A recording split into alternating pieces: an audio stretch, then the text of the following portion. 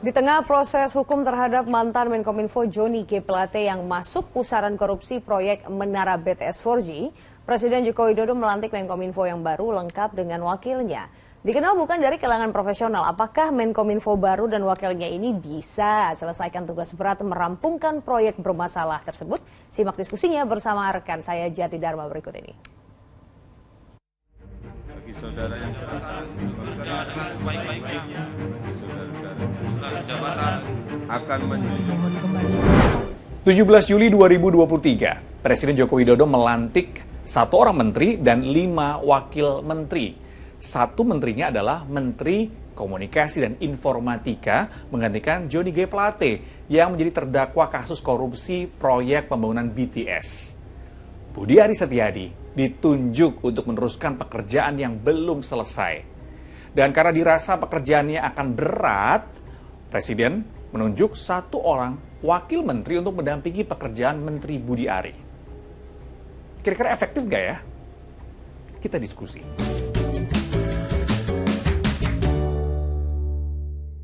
bahwa saya dalam menjalankan tugas jabatan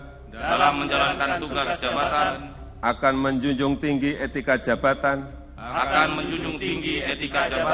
bekerja dengan sebaik-baiknya, dengan penuh rasa tanggung jawab. Kabinet Indonesia Maju Jokowi Ma'ruf Amin memiliki anggota baru, Menkominfo, Budi Ari Setiadi. Kita kenalan yuk. Budi Ari Setiadi sebelum dilantik menjadi Menteri Komunikasi dan Informatika, Budi menjabat Wakil Menteri Desa, Pembangunan Daerah Tertinggal dan Transmigrasi yang dilantik pada Oktober 2019 lalu.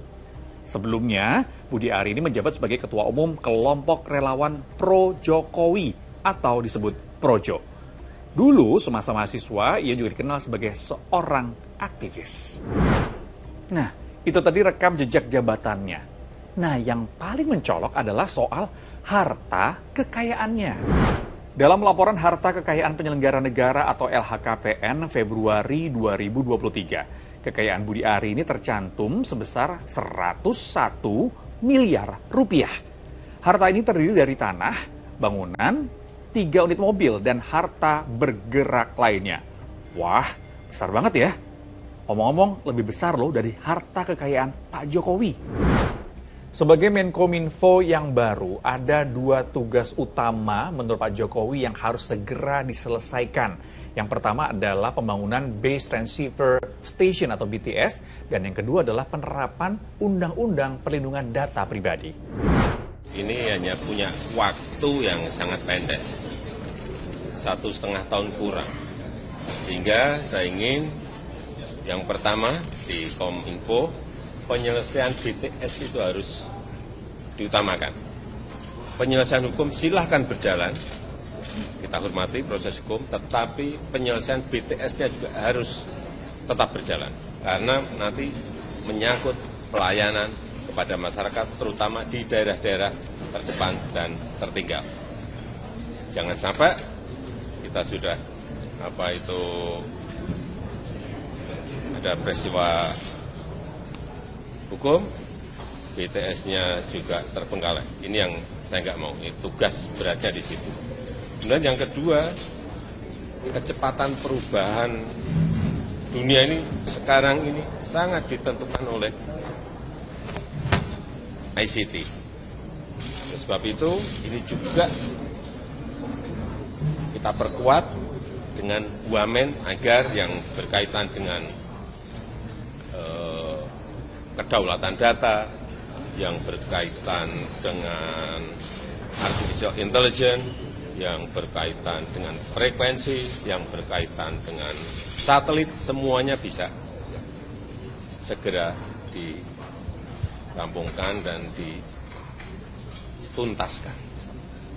Dan juga akan kita bantu lagi, Mas Wamen, kita bantu lagi dengan Satgas. Memang kita waktunya sangat mepet sekali. Tugasnya berat dan banyak.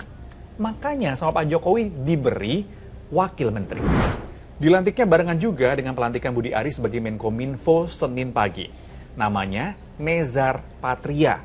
Sebelumnya, dia adalah staf sus kelima Menteri BUMN dan pernah menjadi jurnalis. Di zamannya Johnny G. Plate, Menkominfo ini nggak punya wakil menteri. Baru di tahun ini, Presiden akhirnya membuat aturan soal wakil menteri melalui Peraturan Presiden nomor 22 tahun 2023 tentang Kominfo. Aturan soal penambahan jabatan wakil menteri Kominfo tertulis di bab 1 dan 2 yang berbunyi, dalam memimpin Kementerian Komunikasi dan Informatika, menteri dapat dibantu oleh wakil menteri sesuai dengan penunjukan Presiden. Tugasnya meliputi membantu menteri dalam perumusan dan atau pelaksanaan kebijakan kementerian, juga membantu menteri dalam mengkoordinasikan pencapaian kebijakan strategis lintas unit organisasi Eselon 1 di lingkungan kementerian. Buat info aja ya, sebenarnya usulan untuk memberikan wakil menteri kepada Menkominfo ini sudah muncul sejak tahun 2019 ketika Presiden Jokowi melantik Johnny G. Plate sebagai Menkominfo. Kenapa? Karena ketika itu Plate ini merupakan politisi yang tidak paham soal teknis dan bisnis sistem informasi komunikasi.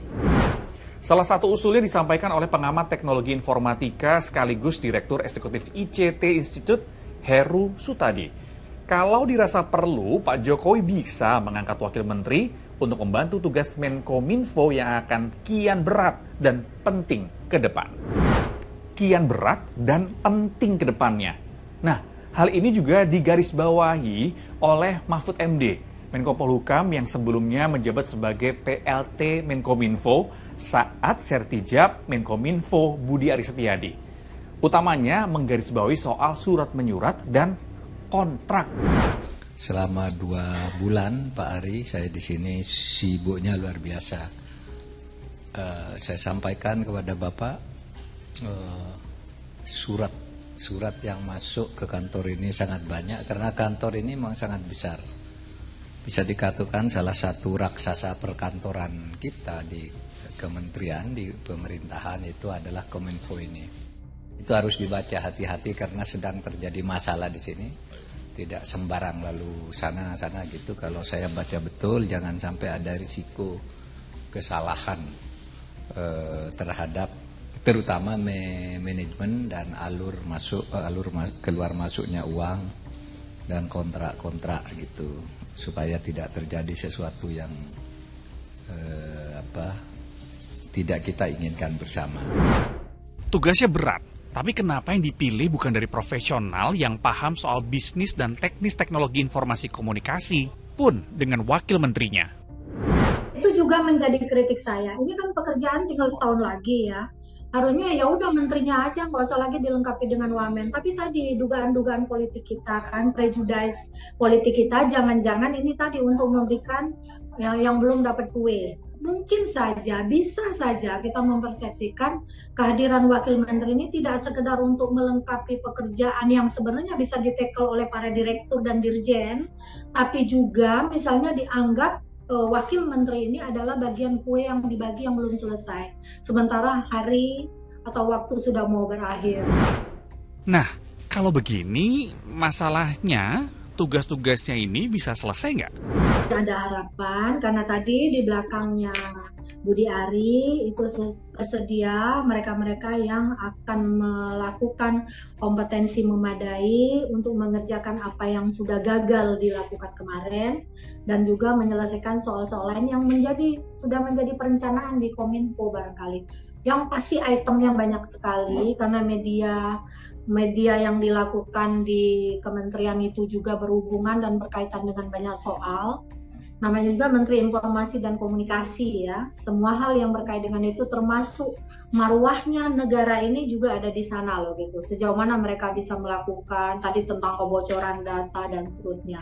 Kita lihat saja, mudah-mudahan Budi Ari tidak mengecewakan Pak Jokowi dan tidak mengecewakan rakyat Indonesia secara keseluruhan. Nah, jadi wajar ya kalau kami berpikiran demikian. Bagaimanapun jabatan di pemerintahan itu bukan sekedar untuk mengisi kekosongan kursi politik saja, tapi lebih kepada pelayanan kepada rakyat. Jadi semoga bapak-bapak semuanya amanah. Terima kasih sudah diskusi.